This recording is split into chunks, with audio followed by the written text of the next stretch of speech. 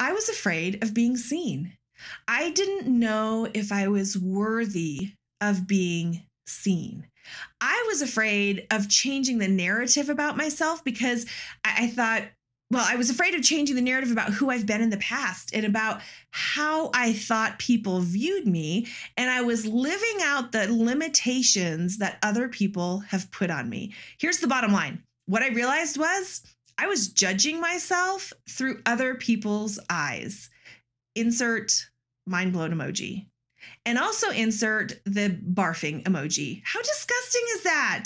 I was judging myself through other people's eyes. I was limiting myself because of what I thought other people thought of me. It's totally people pleasing. This was my own little version of people pleasing. It was me trying to put myself in somebody else's head and judge myself through their thoughts.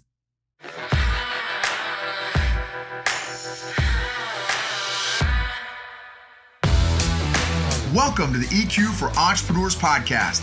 Like most business owners, you already know you need good business and marketing strategies to scale and be profitable. But at some point, you've hit the dreaded wall where you feel stuck and frustrated.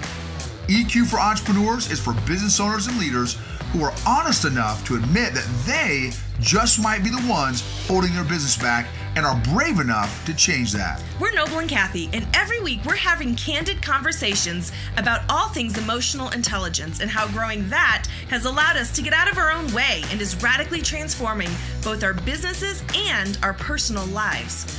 This is the secret sauce strategy for modern entrepreneurs who are tired of hustling without seeing results and want to grow a business and a life that they love.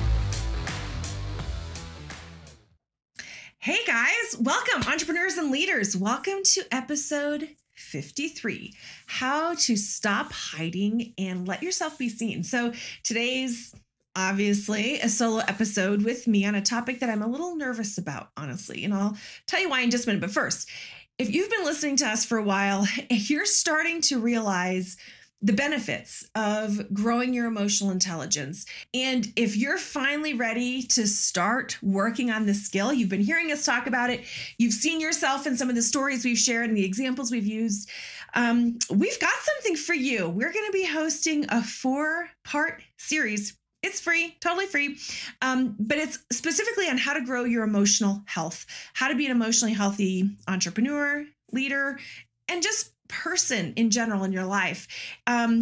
So here's why this is so important. The way that our brains are designed, every single thought that we think comes in, everything that we get from us, it all comes from stimulus, right? Every thought that we think comes from something that happens around us, something we see, something we hear, something that happens to us, something that we feel, something that we taste, right? All of these things, they come from outside stimulus. And in order for our brain to process it, those stimulus goes through the base of our skull in the back. And to get to the logical part of our brain, which is in the front, right behind our forehead, it has to pass through the emotional part of us, the emotional part of our brain. It's almost like the journey of the Lord of the Rings is what I always think through. You know how they had to go through the caves and all this stuff. Well, it's kind of like that's what happens with our thoughts is they have to pass through this emotional part of our brain before we can think about them logically. So you guys, it's so important for us to know how to process our feelings and emotions because it affects literally every single thought that we think. So we're going to be diving into the 4 areas of emotional intelligence, again, in a free series, and it's starting next week. You will learn how your emotions and feelings are affecting you now, already happening, and we're going to be giving you 4 tips over the course of that 4-part series of what you can do now to start growing your EQ. So if you want to find out more about this, go to eqforentrepreneurs.com/emotional health. That link will be in the show notes, and you can find out more about how you can get in on this 4-part series and really start your education so that you can start changing the way that you think by processing the way that you feel. Okay, so let's dive in. Back to today's topic. So we're going to talk about how to stop hiding and let yourself be seen. And if you're a regular listener, you know by now that we share lessons, not just that we've learned in the past, but we share lessons that we're learning now as we're learning them. And, here's the thing. We're not telling you something we did 20 years ago. We're not telling you lessons that we learned, way back when we were in school. We are telling you things that we are actually in the game doing and learning right now.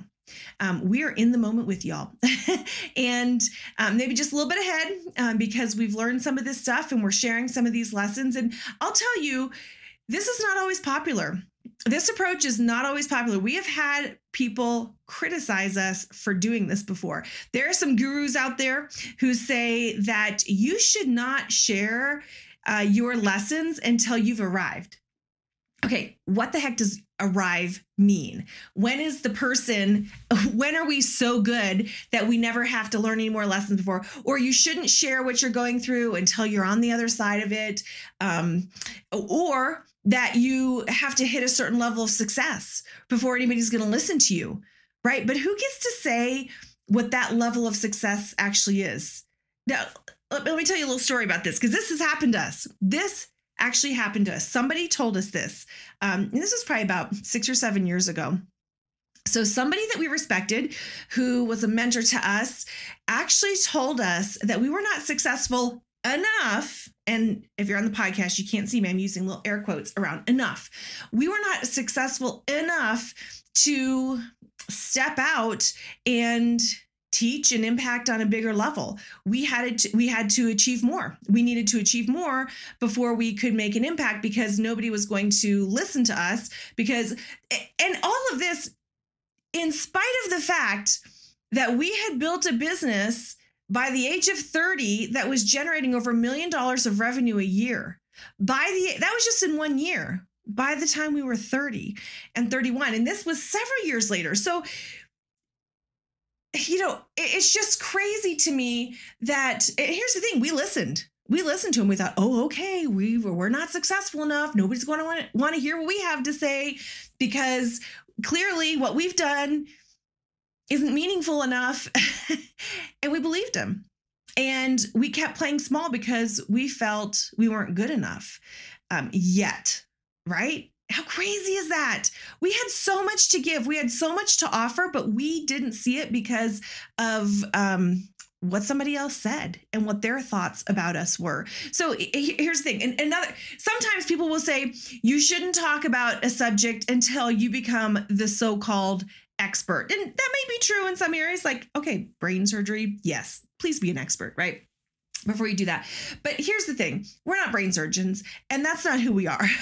We believe there is tremendous value in sharing the journey that you're on, even as you're on it. Now, I know everybody doesn't like to do that, and that's okay, but that's not us.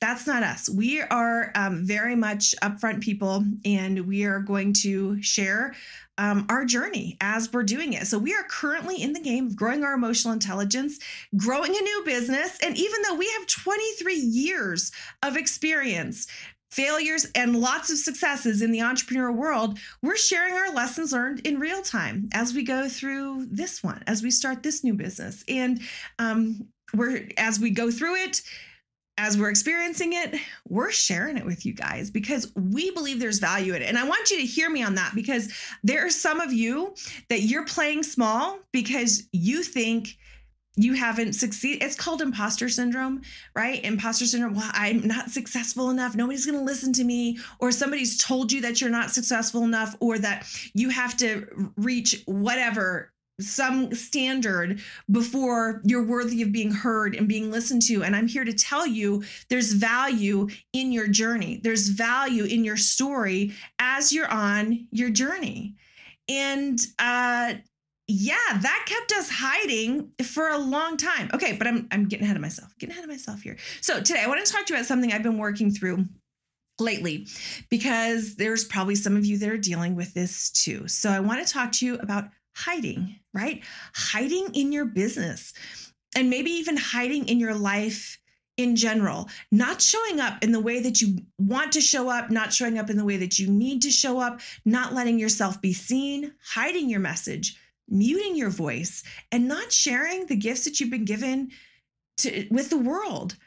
And you might be thinking, yeah, I'm totally doing that. And I don't know why. Maybe you do know why.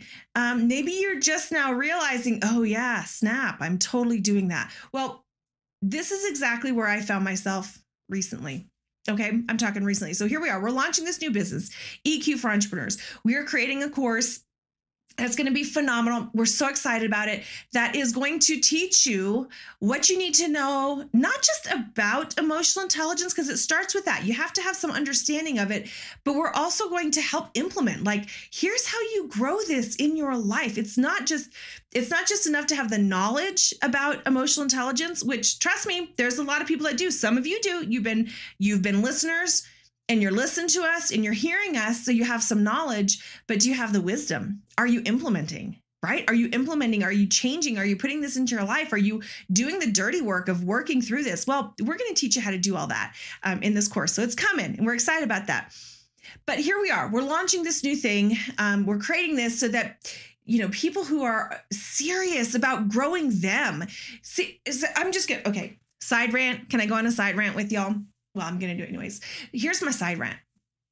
We see so many people, so many entrepreneurs who are so worried about growing the business, and that they focus all their time and energy on marketing or on website or how to get more followers on social media or how to write the perfect email or how to create the perfect course. And they work on all these stuff, how to do Facebook ads and blah, blah, blah, how to talk to people, how to network.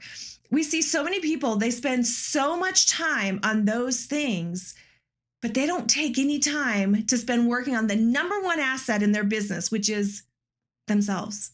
You as the owner of your business, you are the number one asset. So what is your game plan to grow you? What is your game plan to work on you?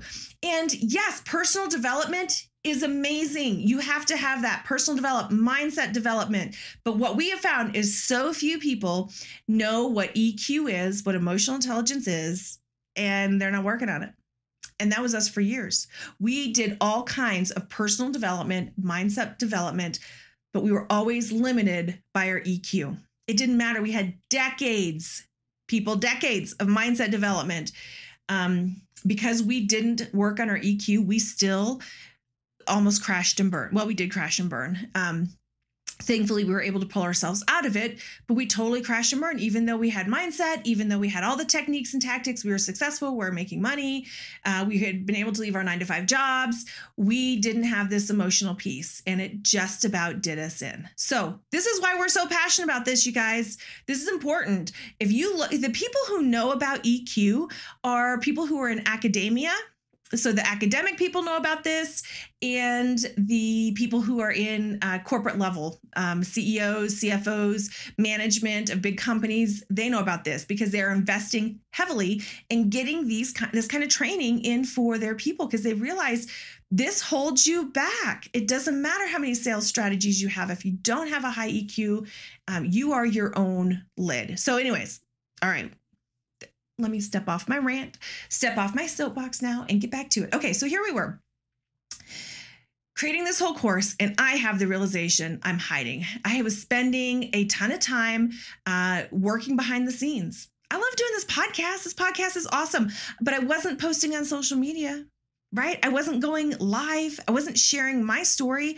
I was letting Noble do it all because I told myself, well, he's naturally good at it. He's got the personality. He has a bigger audience and more people listen to him. He's more engaging. He's funny, right? Blah, blah, blah. Those were all my excuses. And I was happy to let him do all those things. Well, I worked on the website. I wrote content. I planned the strategy. I did things in the background. And it wasn't until just the other day, I was going on a walk. I walk several miles a day, typically take our dog, Ted. He's a golden doodle. He's laying right here on the floor next to me, by the way. But that's my thinking time, all right? So my walks, I typically go in the evening because we live here in Colorado and it's so beautiful. I call them cotton candy skies. Every night, almost every night, there's a beautiful sunset and the skies turn this delicious color of blue and pink, and it looks like cotton candy. And it makes me happy. It's good for my mental and emotional health and well-being, but that's my time. It's my time to listen to podcasts and to think, and I get all my ideas, right? I have ideas, I have realizations, and I just love that time. Well, just the other day on my walk, I was thinking about how I was doing as the co-CEO of our company. Have you ever thought about that?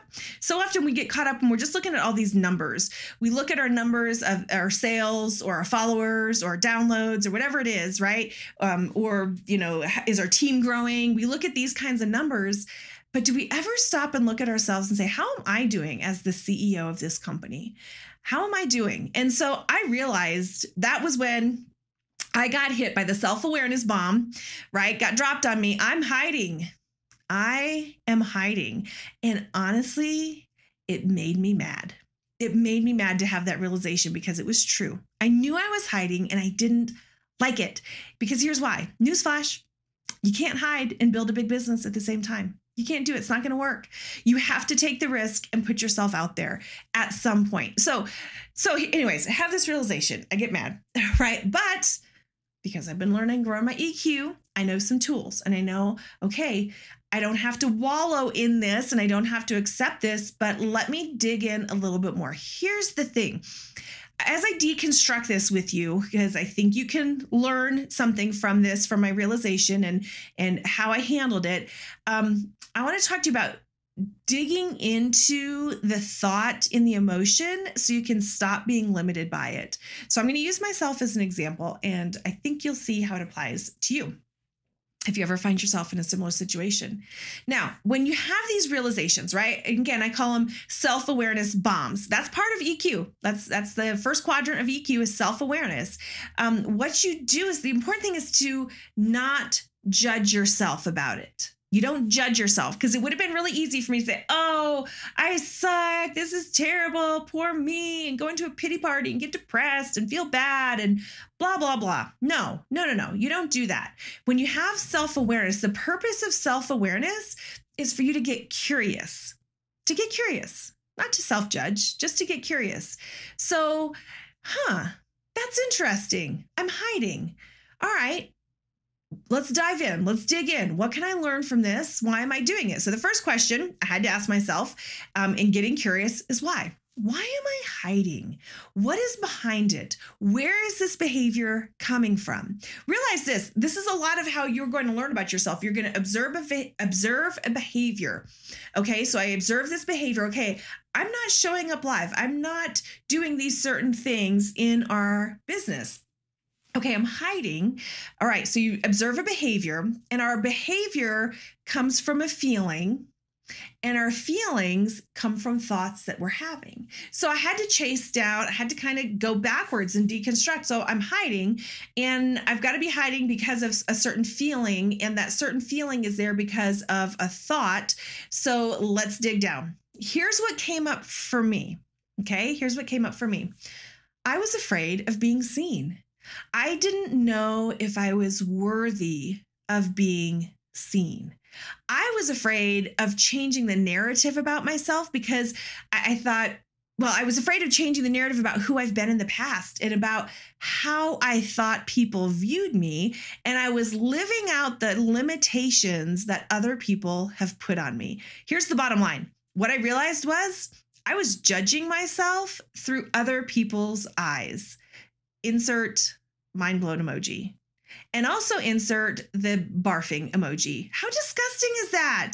I was judging myself through other people's eyes. I was limiting myself because of what I thought other people thought of me. It's totally people pleasing. This was my own little version of people pleasing. It was me trying to put myself in somebody else's head and judge myself through their thoughts. Right? Like, it's just crazy when you put it that way. And when you realize that's what's happening, it's just crazy. So I was like, okay, no, I'm not doing this. This is ridiculous. I'm halfway through my life. I should not be living like this anymore. So here's what God brought to my mind. Two things that helped me. Okay. Number one, what if God is doing something new in your life? What if he's doing something new? Do you even have space in your narrative to allow him to do a new work? Do you even have space in your narrative about yourself and your life to allow him to take you in a new direction, for him to change up your story? Or are you so stuck in what has been that you're afraid to step into a new unknown? Okay, this was me. We had been doing certain things for 2+ decades. I had a certain vision of how my life was going to play out, of what my 40s and 50s and 60s and beyond were supposed to look like. And here I realized, for God to do something new, I was going to have to let go of some stuff. I was going to have to let go of my security in things that God was maybe now wanting to remove. Here's an example. It's like rock climbing. So we recently took our daughter to an indoor rock climbing gym here. And it's just so fun watching her. But one of the things that she had to learn was that sometimes you have to take your foot off of one little rock, one little peg that's holding you up in the air. Because if you don't take your foot off of that, even though it's safe and secure and you feel comfortable there and you're not going to fall when you're on it, if you don't take your foot off of that, you'll never reach the next thing. You'll never reach what's next. And that was me. There were some things that were giving me security and stability that I was going to have to let go of in order to reach for the new thing. Maybe you need to let go of the fear of what other people are going to think. And oh my gosh, what other people think, that has held more people, myself included, captive than probably anything else. How about the fear of being seen like I had? Or are you hung up on what your identity has always been in the past? Well, this is how people always see me. And now if I start behaving differently, or if I start doing something differently, they're going to see me differently. And that's going to be weird, right? Am I the only crazy one here? Have you guys ever felt that way? Or maybe it's the idea of that you've held of how things should be in your life, using the air quotes again, should be. This is how things should be. This is how things should go. This was the dream that I had 20 years ago and where I thought I would be now, or what I thought this all should look like, right?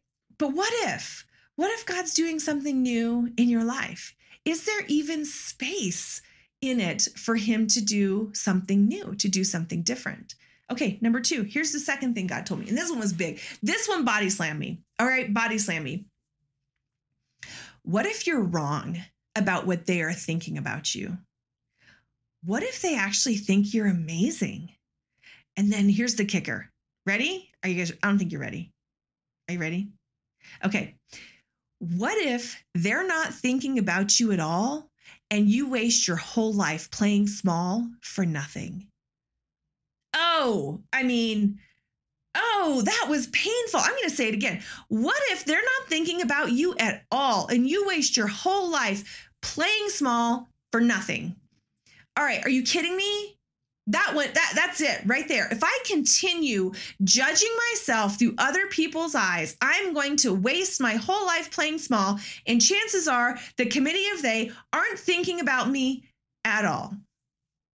That makes me want to vomit. Because here I am, halfway mark in my life, and I'm still playing small? No. Oh, no. This has to stop. So what am I going to do about it? Okay, I'm going to give you 4 questions because I had to dig a little bit deeper, right? It doesn't do any good to just talk about stuff and recognize faulty mindset in areas of low EQ. Let's do the work to dig up the roots and speak some truth to them. So here's what I did. Here's 4 questions. Are you ready? Get something to write with. I hope you've been writing already. I hope you've been writing. If not, get something to write with because these 4 questions help me get to the root of hiding. Question number 1. What is the fear or the shame? Identify it. What's the fear or the shame? I have a theory that behind hiding is a fear or a shame. So let's expose it. Let's give it a name. Man, I'm telling you, when you drag something out into the light, it loses its grip on you. So for me, it was, I'm not worth being seen. I'm not interesting enough. And what I have to say doesn't matter.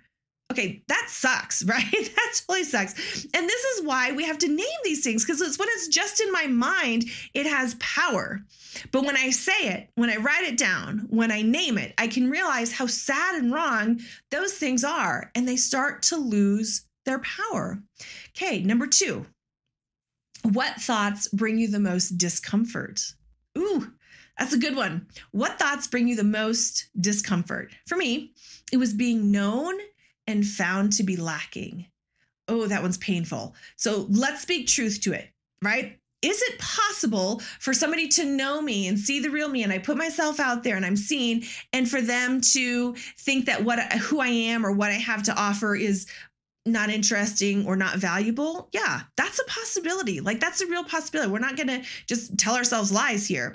Nobody is for everybody. You do realize that, right? You are not for everybody. There are going to be people who don't like you. There are going to be people who are not interested in what you have to say. There are going to be people who what you have to say does not resonate with them, and they don't want to follow. Guess what?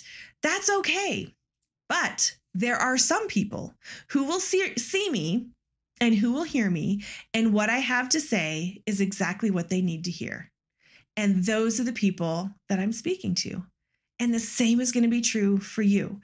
So I had to speak truth to that thought, right? To the thought that I'm seen and known and found lacking. Well, it's not totally true, because there are absolutely going to be people who will see me and hear me and know me and absolutely value what I have to offer.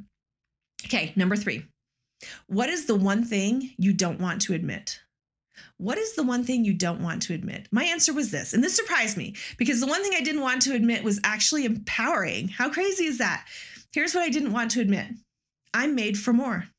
I'm made for more. And the reason I didn't want to admit this is because it would require more of me. It would require me to get uncomfortable, and it would require me to come out of hiding. How strange. But like, it was such a strange thought when I asked myself this question. That's kind of what bubbled up to the surface. I thought, well, that's awesome. I love that. Okay, lastly, number 4, what terrifies you about being seen for who you truly are? What terrifies you about this? And my answer was that people will secretly make fun of me. That was my answer, that people will make fun of me.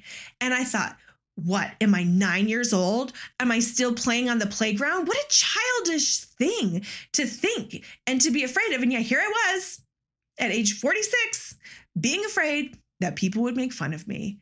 Are you joking me? So I was like, this is unacceptable. No, this is not acceptable. I'm not doing this. But how many adults are walking around afraid, playing small because of the exact same thing, because of what the other kids in the playground are going to say about them? Friend, we are not children on the playground anymore. It's time to stop acting like it. Do the work, shed the fears, come out of hiding, and bring whatever you have been given to offer to the world. You won't be for everybody, but I promise you, you are for somebody. You are for somebody. So lastly, here's the last thing that I did. I had to start creating the possibility of a new future. Okay, you have to start creating that, because you can't just leave something to go to an unknown. You have to leave something to go to something, right? Like when you're rock climbing, you don't just take your foot off the rock to just fall into nothingness. You take the foot off the rock so you can reach the next one, the next hold. So start to create the possibility of a new future. Create a new definition of yourself based on what God thinks of you and how he sees you, not what other people think of you or how they see you. So our pastor recently did a sermon, and one of the things that he mentioned was how we really only have an audience of one. You don't have an audience of 1,500 or 15,000 or 100,000, whatever your social media is. Your audience isn't even, like, we've spoken to big crowds before, you guys. We've spoken in front of crowds of thousands of people. They are not our audience. They are not our audience. We have an audience of one, because in the end, the opinions of others won't matter one little bit. The only person we ultimately have to answer to is God.